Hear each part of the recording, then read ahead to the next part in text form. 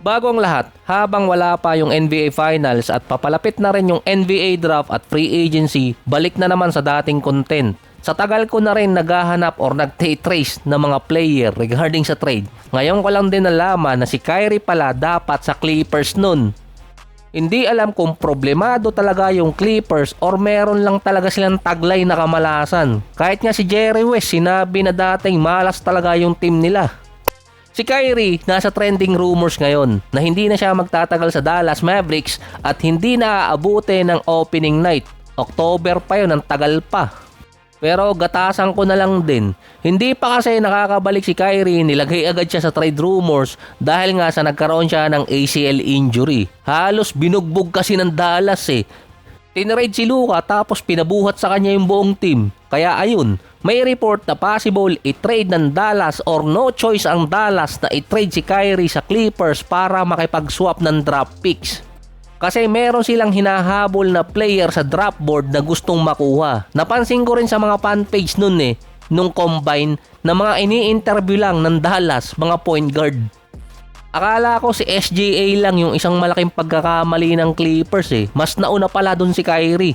Masasaktan di umano ang mga fans ng Mavericks kapag na-trade si Kyrie na isa sa core player na nakapasok noon ng finals ng 2024. Sinama na rin kasi si Kyrie sa trade rumor sa Detroit at pinalalakas yung Pistons dahil kay Cade Cunningham. Ang Pistons, walang mga trade rumor sa kanila dati para sa mga star player. Hindi naman dahil sa lower market, hindi lang talaga ma-appeal. Biglang sumulpot din dati si Blake Griffin nung na-trade siya papuntang Pistons mula sa Clippers. Pero nag-iba ang Pistons nung dumating itong si Cade Cunningham. Kasama din kasi doon na si Kawhi ang potential destination niya, Detroit. Pero kahit gusto ng Pistons si Kawhi, mukhang hindi rin naman nila itutuloy dahil hindi magtatagal si Kawhi doon.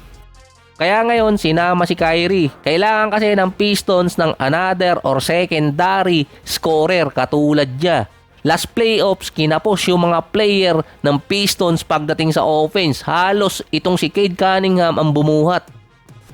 Sa side naman ng Dallas, marami silang option sa point guard position. Pero ang nakita talaga nila or tinatarget si Darius Akop Jr. 3 teams na kasi ngayon ang interesado sa kanya. Yung last episode sa backdrop, base kasi yun sa ranking ng mga player.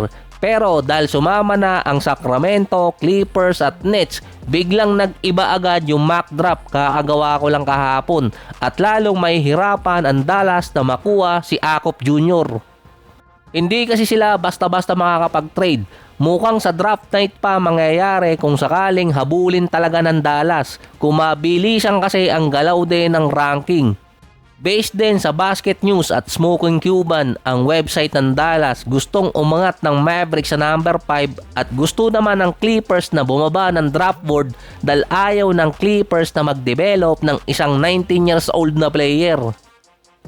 Ang naunang report, willing ibigay ng Dallas ang kanilang draft picks, magdadagdag pa sila plus PJ Washington para makipag-swap sa number 5. Kaso nga lang, hindi alam kung sino ang mapipili from number 1 hanggang number 4. Isa sa pagkakamali ng Clippers dati, dapat sa kanila napunta si Kyrie ng 2011 NBA draft. Palpak talaga yung Clippers eh.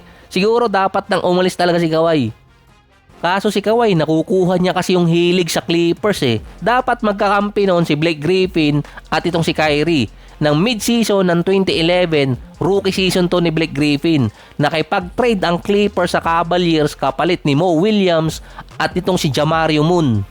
Ang nakuha ng Cavaliers noon, si Baron Davis para lang makabawas ng cap space at yung 2011 first round pick.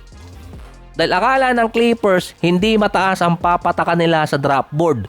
Biglang pagdating ng lottery, sila ang nakakuha ng first overall pick na 3% chances lang yun. Kaso na-trade nila yon nung mid-season papuntang Cavaliers. Kaya ang resulta, nakuha ng Cleveland si Kyrie.